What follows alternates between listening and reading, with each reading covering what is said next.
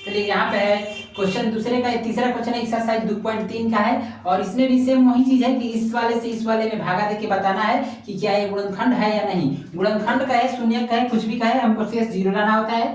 शेष जीरो आएगा तो गुणनखंड है, शेष जीरो नहीं आएगा तो गुणनखंड नहीं है। तो सबसे पहले यहाँ पे सॉल्व करेंगे, इसको हम मिटा के भी यहाँ पे कर सकते हैं। पहले देख लीजिए क्या करेंगे, इस वाले से इस वाले में भागा देना है तो इसको एक बार लिख दे रहे हैं यहाँ पे। देखिए x के पावर 3 माइनस 3x प्लस का 1 डिवाइड देंगे इस वाले में x के power 5 minus 4x cube plus का x स्क्वायर प्लस का 3x प्लस का 1 और यहाँ पे ऐसे भागा के सिंबल दे देंगे। अगर शेषफल जीरो आया तो गुणनखंड है, शेषफल जीरो नहीं आया तो गुणनखंड नहीं है। हमको इतने बड़े क्वेश्चन से घबराना नहीं है और भाग देने वाले में भी घबराना नहीं है। पहले वाले से सिर्फ पहले वाले में देखना है। x 5 है, यहाँ पे लिखेंगे रफ में x के पावर 5 और इधर में पहले वाला है x के पावर 3। तो 3 से जब ये कटेगा तो x के पावर 2 बच जाएगा। x के पावर 3 यानी x नीचे 3 ठो है, x ऊपर 5 ठो है, तो 3 ठो से 3 ठो कटेगा तो x 2 ठो बच जाएगा, यानी कि x के पावर 2 हमारा बच गया। तो यहाँ पे लिखेंगे x का पावर 2, इसको हम हटा ले रहे हैं। अब x के पावर 2 से इस टोटल में गुणा करेंगे और यहाँ पे लिखेंगे x के पावर 2 से x के पावर 3 में गुणा होगा तो ये हो जाएगा x के पावर 5। x के पावर 2 से अब यहाँ पर देखिए माइनस है और इसके आगे प्लस है, तो प्लस माइनस यहाँ पे हो जाएगा माइनस। x के पावर 2 का 3 में 3, पहले यहाँ पे कोई अंक नहीं है, यहाँ पे अंक है तो अंक नहीं है तो यहाँ पे 3 हो जाएगा। x अकेले है, x के पावर 2 है तो x के पावर 3 हो जाएगा। 3x का x स्क्वायर में गुणा होगा तो 3x के पावर 3 हो जाएगा। यहाँ प्लस है तो यहाँ पे हो जाएगा प्लस। अब x स्क्वायर का 1 में गुणा होगा तो हो जाएगा x स्क्वायर। यहाँ पर लाइन पारना होता है, ऊपर प्लस है तो यहाँ पे माइनस, माइनस है तो प्लस, प्लस है तो माइनस। घटाते समय चिन्ह बदल जाता है, प्लस का माइनस, माइनस का प्लस और प्लस का माइनस हो जाएगा। सेम चीज में से सेम चीज घटेगा तो जीरो, उसको फिर लिखेंगे नहीं। अब देखना होगा कि यहाँ पे पावर 3 है और इसका भी पावर 3 है, तो एक दूसरे में जरूर जुटेगा या घटेगा। अब यहाँ इसके आगे माइनस, इसके आगे प्लस, तो प्लस माइनस हरदम घटता है। 4x के पावर 3 में से 3x के पावर 3 घटेगा तो x के पावर 3 बचेगा।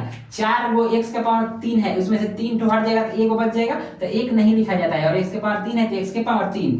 4 बड़ा है और 4 के आगे माइनस है तो इसके आगे चिन्ह भी माइनस का हो जाएगा। अब यहाँ पे x 2 है, नीचे भी x 2 है, प्लस माइनस, तो सेम चीज में से घटाना है तो ये कट के जीरो बन जाएगा, यानी कि कट के जीरो बन जाएगा। x स्क्वायर में से x स्क्वायर जाएगा तो जीरो, यानी कि बच गया हमको प्लस का 3x प्लस का 1। अब हमको बच गया x के पावर क्यूब और इधर में है x के पावर क्यूब, यानी कि x के पावर 3 में भागा देंगे x के पावर 3। x के पावर 3 माइनस में तो यहाँ पे माइनस लिखना पड़ेगा, जब भागा देंगे तो ये एक बार में कटेगा और एक के आगे माइनस है तो यानी कि माइनस एक बार में कटेगा, माइनस एक बार में। माइनस 1 से अब इसमें गुणा करेंगे, माइनस का यहाँ पे प्लस है तो प्लस माइनस माइनस हो जाएगा।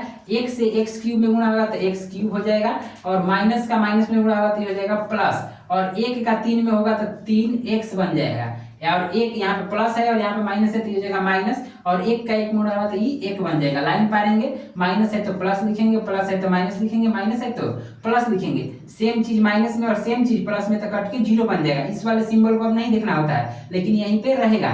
x के पावर 3 में से x के पावर 3 जाएगा तो जीरो, 3x प्लस में 3x माइनस में तो भी हो जाएगा जीरो।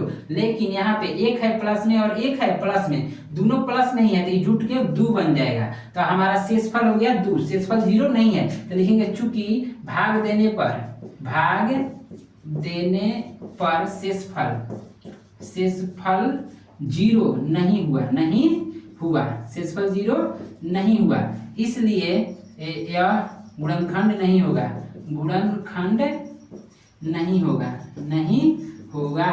यानी कि जो हमारा एक प्रश्न था कि यहाँ पे कि x के पावर 3 माइनस 3x प्लस 1 इसका गुणनखंड है तो गुणनखंड नहीं होगा। अगर शेष जीरो हो जाता तो गुणनखंड होता, लेकिन शेष जीरो नहीं है तो गुणनखंड नहीं है। तो ये भाग वाला भी हम पूरा बता दिए, आप इसको अच्छे से देखिएगा, स्क्रीनशॉट ले लीजिए। चलेंगे अगले क्वेश्चन की ओर।